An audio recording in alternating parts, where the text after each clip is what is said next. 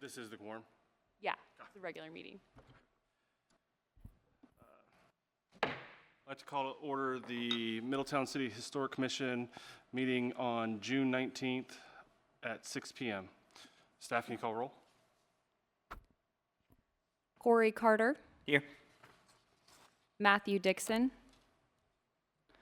Roger Daniel, Here. Gabe Scheinlein, Here. Anthony Rossi, Andy Brickler. Here. All right. Next thing we'll do is the review of the meeting minutes. Has everybody been able to review the meeting minutes? Yep. Any comments, additions, or adds? Nope. Okay. Any motion? Motion to approve them is. I'll second. All in favor say aye. Aye. All opposed, same sign. All right. And then the next thing is old new business. So there are no certificate of appropriateness applications for tonight. However, we do have a presentation from our consultant McBride, who has been working on our historic preservation and revitalization plan. And so I'm going to switch over to her PowerPoint and then turn the floor over to her. Yeah. If you want to click, you are more than welcome to. Let me pull them up for you.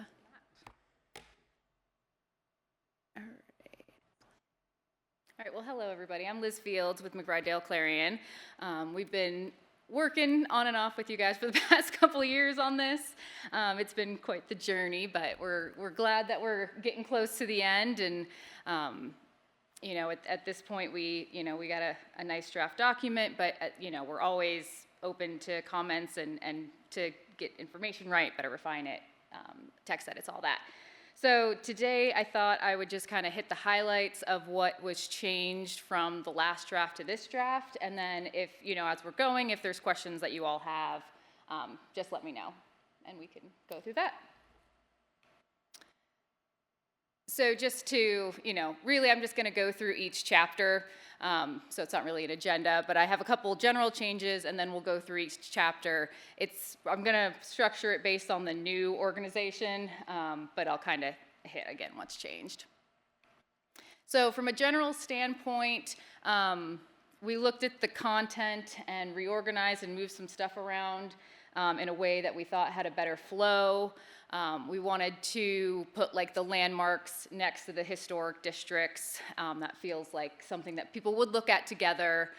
We added the information about the Historic Commission and the COA to the first chapter, and kind of looped all that together. Again, if there's any, you know, comments on the floor, if you have any recommendations or changes you'd like to see, we're happy to do that as well. So for chapter 1, this is, again, sort of your introductory chapter. We wanted to make sure it had the general information about, you know, historic preservation, be that introduction. You know, we've tried to write this in a way that it's approachable to anybody and everyone, because you're going to have people that know historic preservation, and you're going to have people that don't know historic preservation at all. That's a really hard balance to strike, though. But we make that effort. So we start out with a section on why is preservation, why is historic preservation important?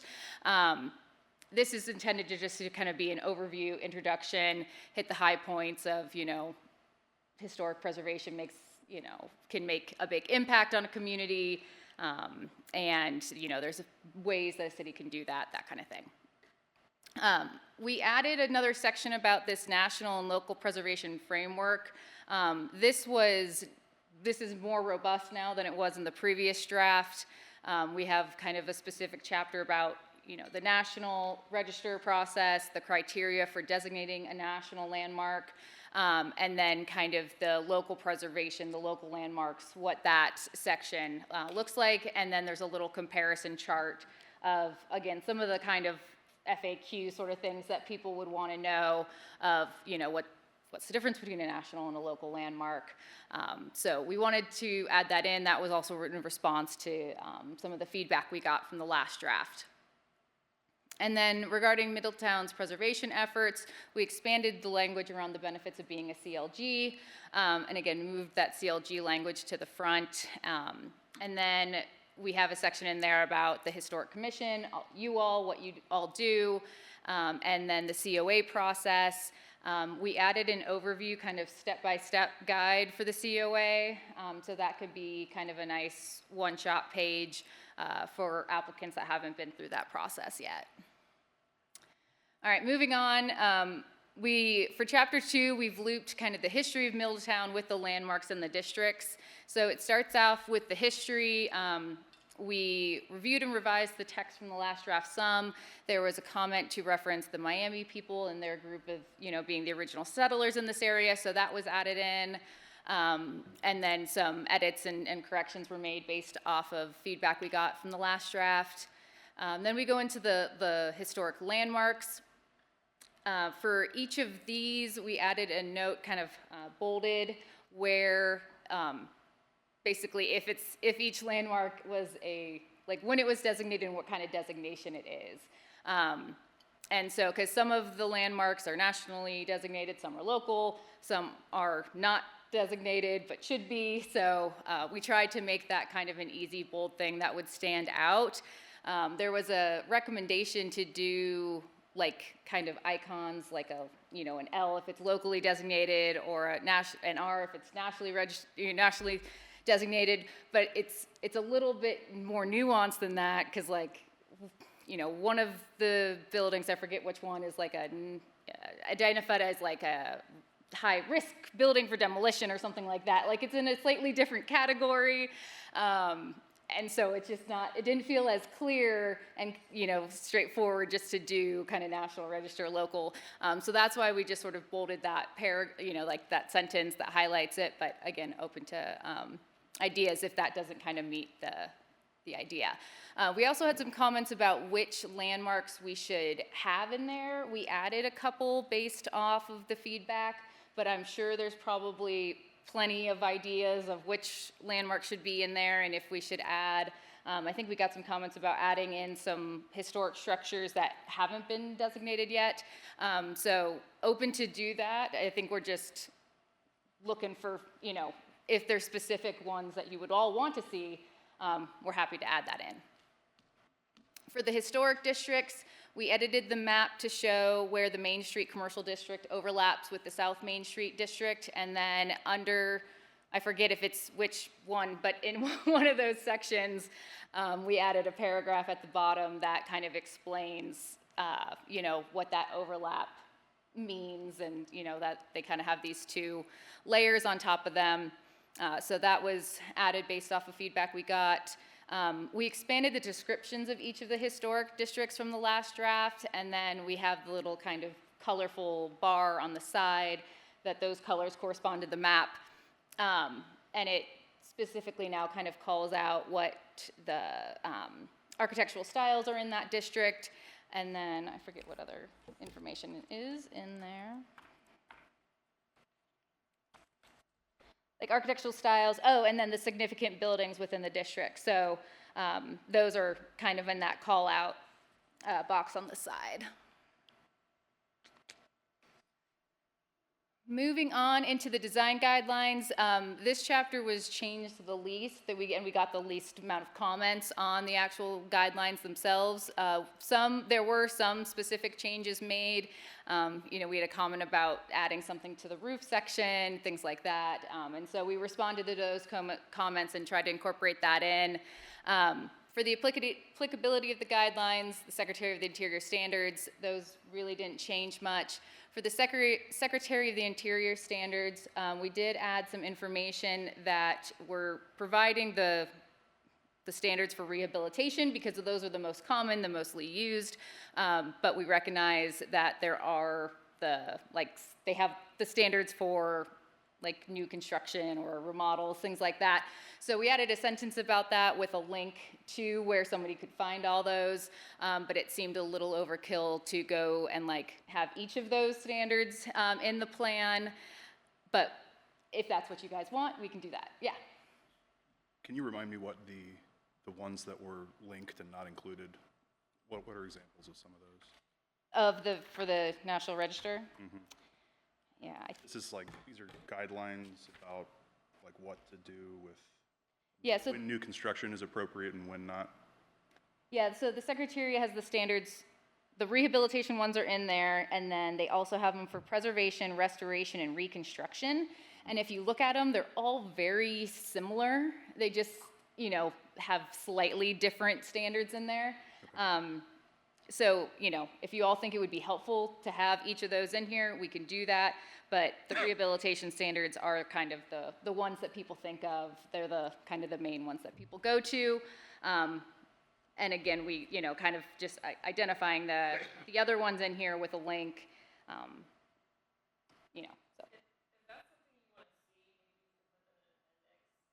Oh, that's true. I would like to see it, and I didn't mean to Oh, you're fine. derail you here. I'll ask my questions at the end, but yeah, I think it's relevant to what's going on always, and the text should be in the plan. I don't think it's we can't have people look at the plan and have something so important that they go fetch from the internet. It should be in the plan, in my opinion. We can do that. So then kind of moving on in this chapter, then we go into the guidelines. So we have guidelines in here for both existing historic structures. So those are where, your rehabilitations, your additions, your, re-roofs, things like that, for your COAs for those. Those are going to be the guidelines that are applicable. And then we have the guidelines for the conservation district, for the Oakland district. Those are slightly different than the guidelines for your normal historic preservation districts, and I know that was purposeful, kind of when that district was designated a conservation district, that they would be a little bit more flexible in terms of, what they'd be allowed to do in that district, kind of based on their situation. If the Oakland ever gets designated as a kind of gets upgraded from conservation to a national district, that then you would just apply kind of the standard guidelines to that in the future. That would probably warrant, some text edits to the plan, but nothing major, just, things like that. And then we have standards for new construction, which I missed on the presentation, but there are guidelines for new construction. And then there's a section on accessibility and historic preservation. I know that's a big thing that comes up of people needing ramps and things like that, and how do you incorporate those things into a historic structure. Moving on to the architectural styles. So we removed a couple of the styles based on of comments we received and kind of combined. That worked well with kind of shifting some of the smaller styles with some of the other styles. This is probably the area that I struggle with the most. I'm a planner, I'm not an architect. And so knowing, which is the right styles to put in here, things like that, the comments have been very helpful to get this right. But we want to make sure we get this right. So we did add some, we removed some, and then for each style, we added some additional information and kind of simplified the information, sort of simplified and then added information. So it's got sort of a one-sentence description of each of the styles, reference to the time period when it was used, the style influences, common locations where you would see that style, the variants and subtypes that was added specifically, like Carpenter Gothic is a variant of Gothic architecture. And so it's, we removed the Carpenter Gothic that we had from the last draft, but now it's under the Gothic as a variant. So kind of an example of how that all sort of worked together. And then we provided 2 or 3 informational links for each of these in case people wanted to dig into any of these architectural styles in more detail.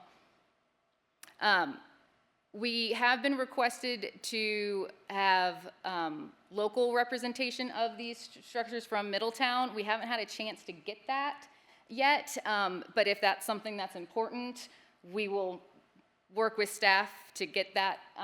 And I think the key would be is if we can find good examples from each of the styles. But obviously we would love to do that, and we can still work to get that done. I kind of started listing, along with pictures, some of the styles, at least on South Main so far. I don't think it would be hard to, I could probably do it in a weekend, but. Oh, yeah, I mean, and if we had addresses, Right. that's gonna help. I mean, I don't want to drive around to try and find them. Right, I put them in my, in the feedback. Okay, perfect. No, that's super helpful. And if there are any styles or, that we can't find or something like that, then we can supplement and make a note that, this is an example not from Middletown, but if we can at least have the majority, if not all of them, local, that would be great. For chapter 5, the next steps, the previous kind of chapter regarding this information had a couple paragraphs of information about heritage tourism and kind of some of the events and things that you all do and the historic districts do. Based on the comments, we got many comments back about specific action items, specific action steps that people would want to see in the plan. And so I've sort of morphed this chapter into an implementation table. If there's any other action items or things that you guys want to see added to this table or changed, I tried to kind of hit the highlights, hit the things that, I was aware of, but I'm sure there's probably other things that you guys would like to see in there that I just wasn't aware of. So happy to add or delete or change anything from that implementation plan. And then the resources chapter, this is sort of serving as kind of the appendix of it. For information sources, we now have kind of a hyperlist. Previously we kind of had resources of list of hyperlinks. I changed that to the informational sources, so then it's now kind of a list of the sources that were used in the plan. For the definitions, those were kind of reviewed and updated based off of the feedback we received. There are a number of definitions that we're pulling straight from your development code. We don't want multiple definitions floating around there if it's not applicable. And so to make it easy, we added a DC in parentheses after the term if it's from your development code. So you'll see that in there, and it's usually the terms that are kind of more general, like developer, development, city, and like COA, you guys define that. We're just gonna make that consistent. But I didn't want every definition to say, like, this is from the development code and have it be really repetitive. I thought this would be kind of an easy way that people would see it, they would know, but, without kind of weighing it down. We then also added a section with a summary of the feedback we received and sort of a quick response of, how that feedback was addressed or if it was addressed. This was something that was requested as part, to respond to the feedback. It could stay in the document. It also could be pulled out. It's something that, you may not want that in the final version, but if you do, it's fine to stay in. But I could also see where, you guys might not actually want that feedback kind of description in the final version of the plan. And that is all I have. So happy to go through anything else or questions or anything from there. I have some. I don't know if you guys want to start.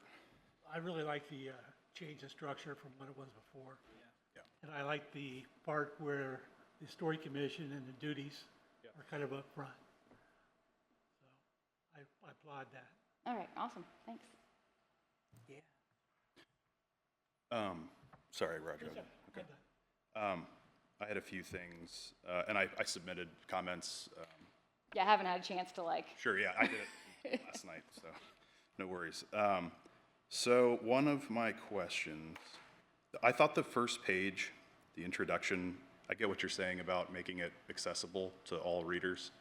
Is there any way, I do think it's important that it's in clear and, with industry terms and the descriptive terms in this document should be perfect. They should be pretty accurate. Okay. Is it possible that we could write an intro that's more kind of professional and maybe have a call-out box with summary points that are put in more simple terms? Like an example would be, there's something in there about making rules to stop demolition. And I thought that's not a very good description of what that is. It's ensuring that, you know, what's the word? Restrictions on demolition are included in city ordinance. Yeah. That's the kind of thing that I think needs to be in here. Yeah, no, we can- That kind of establishes, you know, in clear terms, what's needed. So I don't know, I would suggest like maybe a summary call-out box that's accessible to all readers, but have the actual introduction be more, you know, professional and exact. Okay. Let's see, so we talked about the architectural styles. I had some suggestions that I put in my feedback about certain houses to include because they represent architectural styles. This is mostly on South Main, but I could assist with other neighborhoods. Okay. Let's see. I guess I'm just mentioning that I put those in. You might be able to replace some of the stock photos in the architectural styles with those Yeah. pictures and addresses Yeah, I wanted something in there for now, but yeah, knowing that, you know, if we can make that happen, we'll swap them out. Right. And I just wanted to mention, we do have a Carpenter Gothic house, but my neighbor's house is Carpenter Gothic. It's, I don't know, it's in there. So. No, I mean, and we can put it back in. I know that I got a comment from the last round that like Carpenter Gothic was a sub-style of something, you know, of the Gothic revival. Okay. Is And so Gothic then I wasn't sure if we needed both of them, you know. Yeah. This could become like a million styles, so it's Sure. hard to make sure to get that right. If Gothic is in there, I apologize. Yeah, Gothic is in there. Okay, that's my fault then. The implementation plan, that was a great table. I thought you guys did a great job with that. Oh, thanks. In general, just a great job. I think you fleshed out all the things that we asked for, or the vast majority of them. I was really happy with it. Let's see. If I have anything else here.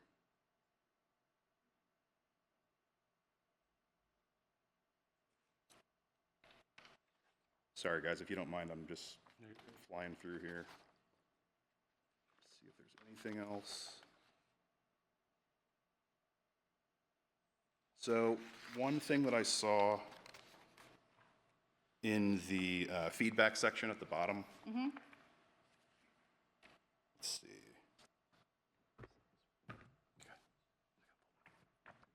Must be this one here. It talks about the walkability of downtown, avoiding blank facades, excessive parking, generic construction styles, stuff like that. And I think the city's comments were those kind of items might be more appropriate to the development code. Again, this is in my feedback, but I wanted to mention it in front of the commission. I disagree with this. In my opinion, landmarks, and landscaping are absolutely historically designated. Our own COA includes trees and shrubs and landscaping. Things like brick streets and walkways are absolutely subject to historic designation and should be considered in future development to re-enhance the historic character of an area. In fact, I recommend that a section on historic character-friendly landscaping, roadways, sidewalks, stuff like that be added. It's absolutely part of a historic character of a neighborhood, so.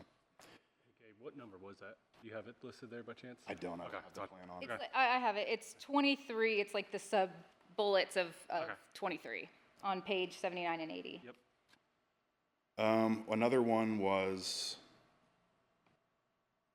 this is the suggestion. Preservation policy should explicitly promote locally owned businesses which generate greater community returns, are more likely to include likely to occupy historic buildings and contribute to our unique sense of place. Strategies might include local business incubators, storefront improvement grants, and protections for legacy businesses. The city's response to that was, while this is important, it falls outside the scope of the plan. I disagree with that. Central Avenue is laden with historic buildings built specifically to accommodate small local business. That was a huge part of our history and will be a huge part of our future. This should be added as potentially in the implementation plan. Like, I don't know. I feel like that's an important part. Let's see. The plan should acknowledge the threat posed by big box and chain retail to the historic districts. These developments can bring car-centric design, undercut local businesses, leave behind blighted properties after their 15 to 20-year lifespan. I think the city said, well, this is an important point, it falls outside the scope of the plan. I'm guessing that the reason they said that is because that's touched by the zoning, Yeah, because the planning and zoning's gonna zoning. regulate even if a big box store would be allowed. I guess it depends on your zoning code and if you distinguish between like the sizes of retail uses, but Right. I think that's true. It's addressed by city planning and zoning, but I don't think that means it has to stay out of the historic preservation plan. It's still relevant to that effort. Just because it's covered in zoning doesn't mean it can't be included in the, very true, and we can add something to that. okay. I just want to be careful because you don't want to have a plan that's saying one thing and then your zoning regulations are saying something totally different, because we do not separate Kohl's from Grandpa Joe's in terms of retail and service commercial uses. So I just want to be careful that we're not having discrepancies in two different adopted plans and regulations. Is there any way to include them in the preservation plan that you can see? Maybe we just have a takeaway that where we think about it, I don't know. Yeah, a lot of the codes that we write will separate retail into like small scale retail and large scale retail, because a lot of our clients, I write zoning codes, like they want specific areas of their community where they want that like neighborhood scale, and they don't want a Walmart kind of in that, or it's not appropriate, and then there's the areas where that's appropriate. So maybe that's kind of, I don't know if it would be appropriate in this implementation Yeah, table, but that's so something you guys could consider. We are getting ready to hopefully get in contract with a contractor for the development code update. There is maybe a chance to look at that and better align our zoning districts with our comprehensive plan, where it would have more of that neighborhood feel. There might be other stopgaps in there with the UCC zoning district itself in terms of building height, setbacks, stuff like that. So there might be other stopgaps that we aren't thinking about in terms of historic preservation that would prohibit that.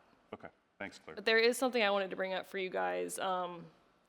Is there any appetite for looking at sign guidelines in any of your historic districts, mainly the commercial ones? Yeah.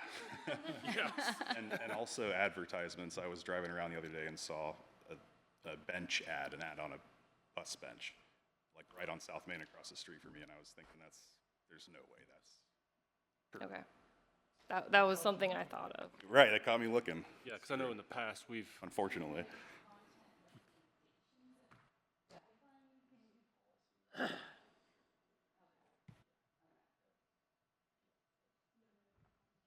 Yeah, so for zoning, you can't regulate signs by content, but I was just talking to Bobby, and it sounds like we could probably put in some recommendations, should the kind of language in here that kind of reaches some of that content things. So you can't regulate in zoning, but we can help get you forward. And so from a signage standpoint, I guess I would need to better understand, what you guys would want to see or not want to see from a signage standpoint. So, because we haven't talked about this at all. I know for some cities, Hilton has one. It was for McDonald's signs. They can't be lit, they can't be over Sure. 10 feet high. I think, for us, I've seen a lot of temporary signs go up that are permanent. I see a lot of murals that are signs that go up. So just kind of calling out all of that clearly, I think would be a benefit. Okay. Because I know we've gotten a couple of them in here where we've had to vote on them. People As- want to put a vinyl sign up Yeah. there and they'll change it eventually. Yes. Or we're That'll never painting change. bricks for a business, They usually go under. like painting bricks for a business. We've Yeah. seen that. So would you want to see no sign with like internal illumination in the historic districts? Well, Yeah, 'cause I think so. I mean, we have a number of those now. yeah, in our, Okay. in our Central Avenue district, that has those, and we want those. Yeah. But I think maybe, looking at it from where that line goes from, for me, it's more like, hey, as thinking the South Main, it kind of bleeds starting into the neighborhood side, right? Where's that line stop, right? How do you say, hey, here's where this type of signage is okay, If the church down on South Main wants to put up a big sign, you guys probably gonna be happy about that, right? But how do you draw that line? Just guidance on that would be beneficial. Okay, yeah.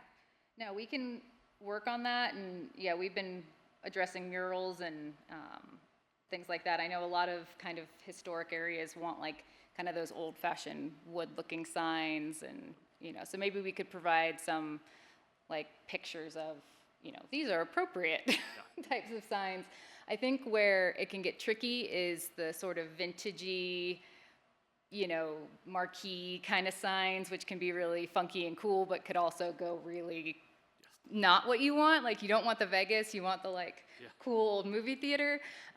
So again, if we can kind of provide, some language and then maybe some of those pictures, that may help, staff kind of talk to people, when that comes I in. think the big one for us would be permanent signage versus temporary signage. Any guidance on that? Because we've kind of gotten a pickle on that a couple times because it's temporary. And to Yeah. your point, Roger, it's vinyl and it's like, it's permanent now.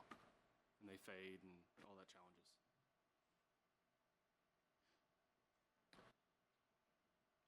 We'll add something in. In the introduction, I didn't bring the plan with me. I brought my comments, but there's a line that says this historic preservation and revitalization plan represents the city's commitment to, would you be able to read that line for me, if you can find it, please?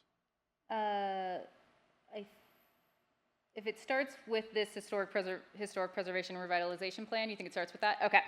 That's the first sentence of the last paragraph. It says, this historic preservation and revitalization plan is a resource to the residents of Middletown, city staff, the historic commission, and our historic stakeholders.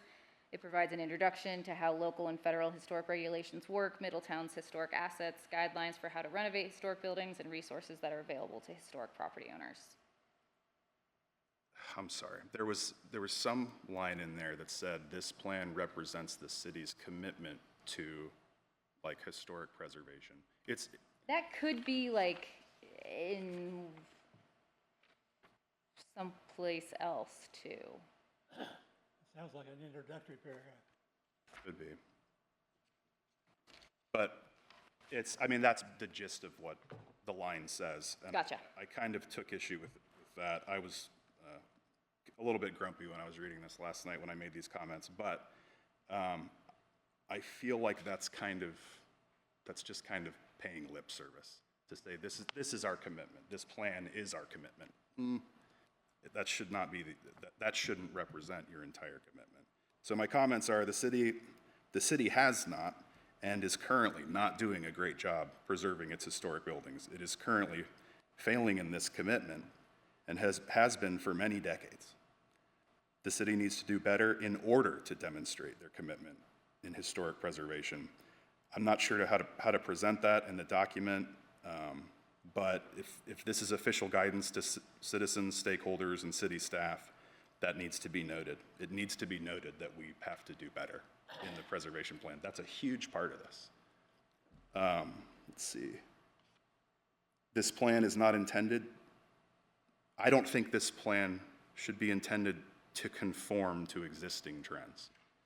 It should provide guidance toward the ideal. Yeah. So if the city and civilians and business owners and stakeholders, we all need to do better, and I think that needs to be in the plan. Let's see. I would say it a little differently, Gabe, is more, should we look at emphasizing the importance of preservation than to say we're not doing it? I like that more of because it is not just on the city, it's also on the citizens and the business owners, the importance of following this standard and guidelines. Yeah, I think a lot of that is in there. Okay. But when you said that, I had an idea. Maybe we could avoid making a subjective comment about performance and just say, we have lost this building, this building, this building, this building, et cetera, et cetera, et cetera, et cetera, over the decades. And just say, this plan the purpose of this plan is to avoid more demolition of Yeah. these types of buildings. I think that doesn't make a comment on performance. It just says, this is what has happened. Yeah. And this is something that this plan tries to avoid in the future. Yeah, because we generally, in comp plans or plans like this, we try not to say like, you guys are doing a bad job. Totally get it, yeah. But, that call to action that, we can do better as a, community if we can spin it kind of in that right light. Right. I respond to RFPs in my day job, so I know exactly. You know. Who's the author of this plan? It's been a mix, Is it from the city? Oh, yes. This is the city's plan. I can't see them doing a whole lot of what you're talking about. Yep. Now, where I would go with it, and it's a little different, is like, once we adopt this, I want the city to really push this at a meeting, like literally at a council meeting and have the conversation and have them say it. Right, to your point, I like the idea of, hey, we've lost some history. I don't know how you put that in a plan, but call it out somehow, some nice way that, hey, we've lost a lot of history.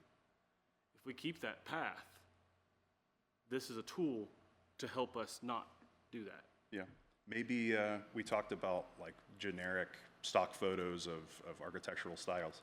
Maybe the generic part is to say, this is what loss of historic buildings looks like, and then, have a picture of, I don't know, not to be mean to Flint, Michigan, but maybe Flint, Michigan or something. So it's not necessarily us. I honestly, for me, if we're going to go that route, I would rather see, like the old post office that's gone. Right. Now, I know we're doing something with it, but these lots that we've lost, that could be what you're trying to highlight is, if we don't take this seriously, we could lose a lot of history. That's what you're trying to call out. And I think there's a nice way to do that. I don't know how, but is there a way to say, hey, we've lost these key landmarks in our city. This is to help us save the remaining ones, is how I would look at it. And maybe call out some of the ones we've lost. Not all of them. Roger, what do you think? No, I think it would be good. Okay. I like that. I need a list of reminds those me ones you've lost. Yeah. It kind of reminds me of that preservation magazine that Yeah. comes out, and it has endangered Yep. and gone or Yep. lost or whatever. It might also be nice to kind of counteract that with some wins. Yeah, of, the wins. if you guys have examples of really good before and afters of, maybe a home that wasn't getting well taken care of and somebody new came in. Yep, that's a good point. Like, too. we want to That's a great point. applaud the hard work and dedication of what people are doing too. Absolutely. I can send you a list of both Okay, great, yeah. successes and. Yeah, and if people have pictures or, contact information, we can obviously get pictures of now, but if we might need help with But pictures I of think old. it's a balancing act, right? We don't want the doom and gloom. But we need to recognize that there was a past, Yeah, and we're getting out of that, and we're going to go forward with preservation and restoration. yeah, and I think kind of recognizing that while also saying like, it's not just doom and gloom, Yep. You have people that care about this in this community, and if you had more people that cared about it, Yep. it could look different. I think people will appreciate the call out too for the success stories. Like I know Beauvais would like Oh, to yeah. call out Sorg Opera House. Yeah. I'm sure the Barnetts would appreciate it in the Sorg. Bunch of them. I would like it. I've worked very hard. That's it for me. I know I said a lot. I appreciate you guys did a great job. And Okay. Thank you. Well, no, great comments. And And for me, I think I kind of echo what Roger was saying. Going through it, it flows a little bit nicer now. It helps understand. At the very beginning, Gabe, your points I think are valid to add to it as well. So again, great job of kind of taking the feedback and making it better. Oh, thanks. Do you have the development plan on the screen? The, Do you have the whole plan handy? the whole plan? Actually, I want to ask these guys a question, is the reason why. Oh, okay. There's a,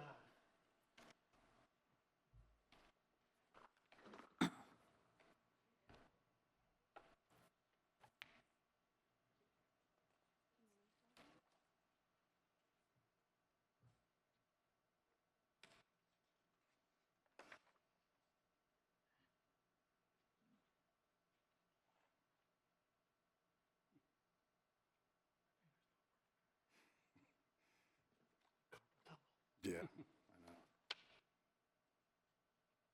there's a picture of South Main Historic District of a house, Talking about the Titus house? the Titus House.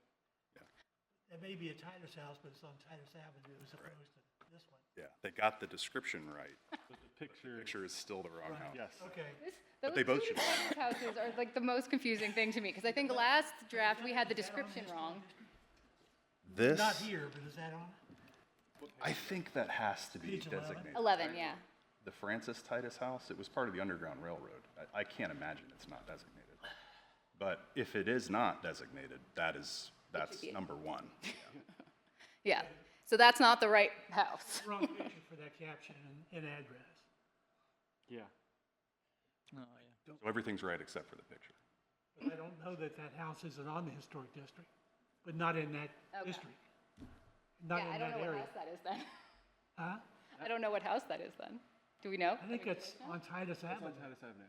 That's the one on Titus. Okay. Right. So is that the Is Francis that on one? historic district, or historic, It may be, Register? it may be national, I don't know that. We'd have to look that's what that I'm up. wondering. I think it is. I think it's on the National I Register. think it might be two, in case, It's not in a district, I do know that. no, I know it's not. It's also unfortunately a good example of, Yeah. But since we're listing ones that are on the National Register, Get, may want to have that someplace The what? on the National Register. That may be on the National Register, the picture of the house, Oh. the house, but it's not. it's not 3 It's South not the house 300. with that description or that address. Well, that's why you that are local look at these things. Good call, 'cause I saw that and I totally forgot about it, because I'm like, that's not that house. oh wait, hold on. It does say during the Civil War. Yeah, but it also talks about, I can take this back. I can write a description for both the Francis Titus and the John B. Titus, and I'll send it your way. the stories I feel like our heard, information could have gotten, crossed too. Got mixed. Yeah. That's okay. except I think that the house on Main was the one that was used for the continuously rolling steel process, Yes. because it was next door to the Verity place that was torn down, Right. and he started Armco. Right. This is why this is so great, though. Like, one function of this plan is instead of having to go to the Midpoint Library and flip through pages and pages of pictures and try to put information together and match it to pictures, it's a process. It's complicated. I've been doing it for years. So having all of this in one document is extremely helpful and educational. I'm happy Yeah. it's here. And I think, I know that there was comments from a couple people about like which, historic landmarks were chosen and, include them all or include ones that should be designated and, happy to, if you guys give me lists, we can add more in or swap some out. Thank you. Without knowing which ones are truly like the kind of the top priorities, that's hard for us to kind of decipher. I think the priorities switched recently. It's hard to classify the houses, at least on South Main, which is the older area, because originally it was built as a Victorian, and then somebody put a Georgian porch on it, and somebody across the street said, that looks nice, I'll put that on mine, and sort of Frankenstein houses.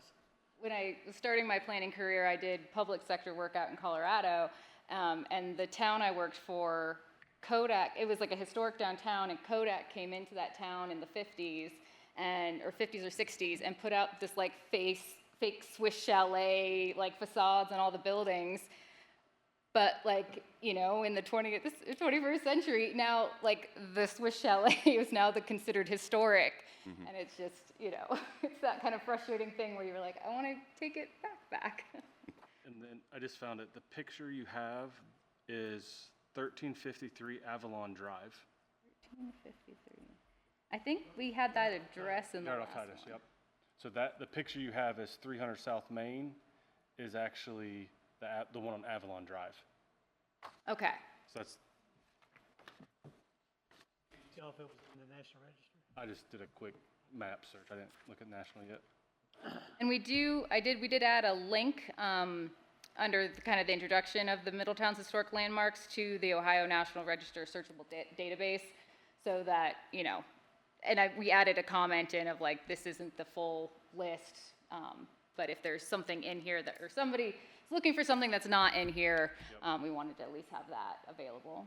Well, I think that anything that's on the National Register or in Middletown ought to be in this someplace. I think everything that's on the national Okay, well, is, but not we're like every questioning this house one. within each district. Yeah, we're questioning this one. Yeah, I think that the address I just gave you on Okay, that one, I don't know for sure, but we need to just search that one to see if it is. we'll double check. And then a question for you all on the commission is, I get a lot of questions all the time of how do we do that? Do we want this a part of this? Add to a district, create a new district. I think there is a section on there. There was? Yeah, I think. Yeah, It's not been very detailed, but Okay, it mentions it okay. as one of our duties. Right. Oh, our duties, okay. Okay, We haven't been very good about following through on those. yep, I don't think it details the process. okay, but I know what you're talking about. I know it said, hey, it's our duty, that makes sense. Fine. and then under the National Register of Historic Places, it has the criteria for evaluation of like Yep. how to determine if, you know, a district or site is eligible, but yeah, not specifically what that process looks like. Okay, that's fine. But if there is language to that extent that you all want to see in here.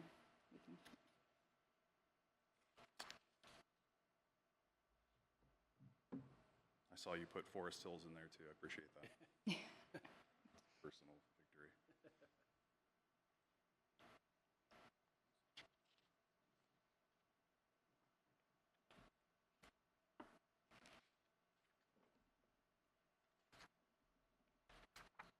Any other comments? That's it for me. Appreciate it. All right, yeah, Great job. sure. Thank you So guys. much.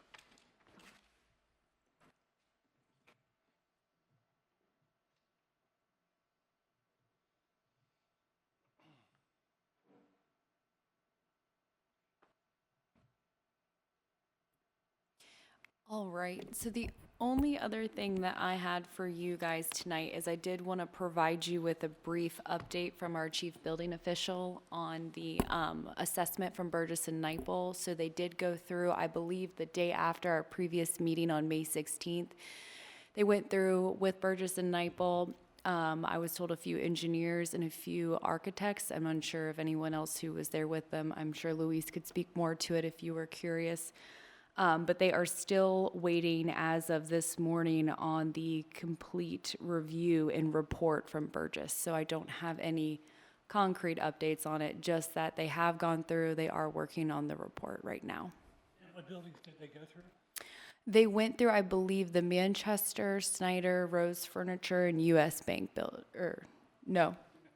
We went through First National Bank, we went through the Manchester, the Snyder, and through the Knights of Columbus Hall or Vale House. Thank you. And then when you guys went through the Vale House, are we looking at that as one property or two? Because I know it had a bowstrung structure on the back that a lot of people believed was just a pole barn. So that has some historical value, and I know it's collapsed. But I was just want to know, are we looking at, when they look at that, were they just looking at the whole property or just the back structure? If you don't know, you don't know. Well, we looked at both portions of the property. I was on site for the entirety of the four buildings visits. So it's being considered as one property. Okay. Just depending on how that comes back on that report, I think, doom and gloom on the backside, but I think the front, actual first building, we should probably make sure it's called out that way. And that's the initial impression that I did get from the structural engineer and architect that were present. Okay. Thank you. So there was a structural engineer. That was one of the main purposes of touring the building? Yes.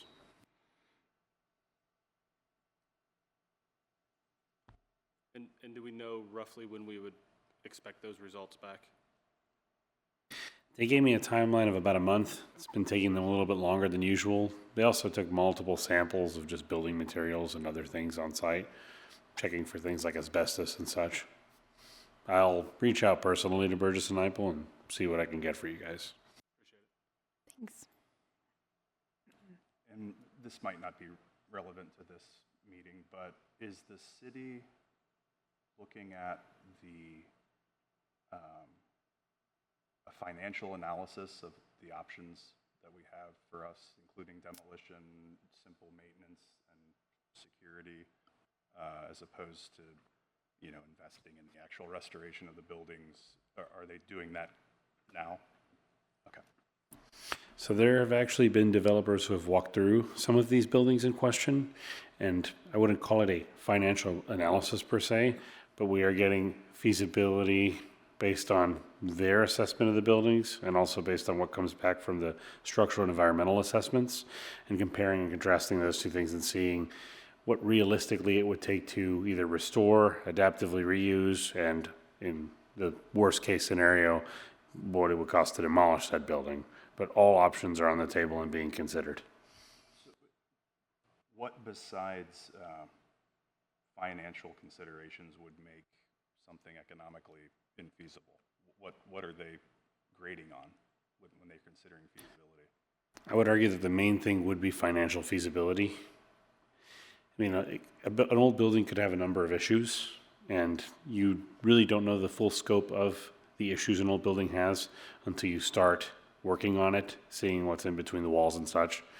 A lot of these estimates that are going to come back to us based on what a developer may think they can or cannot do with a building, or what exactly they think needs to be done in order to incentivize it enough to make it appealing enough of a deal for them, will determine what direction ultimately the city decides to go in. The point being to make the most informed and best possible decision based on all the facts at hand.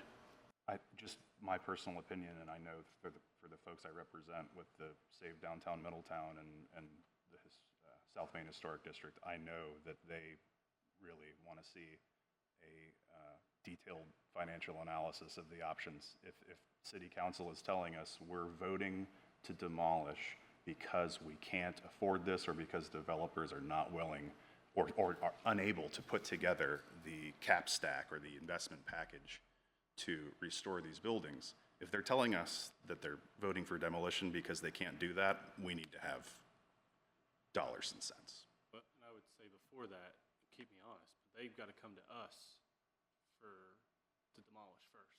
I think And then it's a safety issue, and that's where this, Yep. they also have I think with 4 votes, they can do an emergency item that's not subject to referendum. So even if they voted for it, under that emergency vehicle, we wouldn't have the ability to put it on a ballot initiative at that point. We would be SOL, so to speak. And now another thing to consider is that a lot of these historic buildings are designated nationally and locally, and there is a process for that. So whether council were to vote on this or not, there would be a process that would have to take place, assessments by third parties and experts from the federal government. So it wouldn't be something that would be immediate and unstoppable. It would be it would have its due process. Good. yep.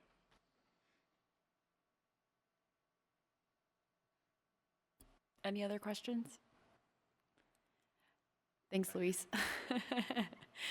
The final thing I have for you guys tonight is I know that some of our members are leaving, and so we have decided to do the training at next month's meeting, if that's comfortable with you guys, just since we're a little short on individuals today. Is that okay? All right, awesome. Thanks for, sorry about that. You're all good. Before we adjourn, was there any new or old business from anybody up here? Not me. Okay. Any motions? Motion to adjourn? I'll second. All right, all in favor? Aye. All opposed? Meeting is adjourned at 6:55. Nice. So our training gonna be before or after the meeting?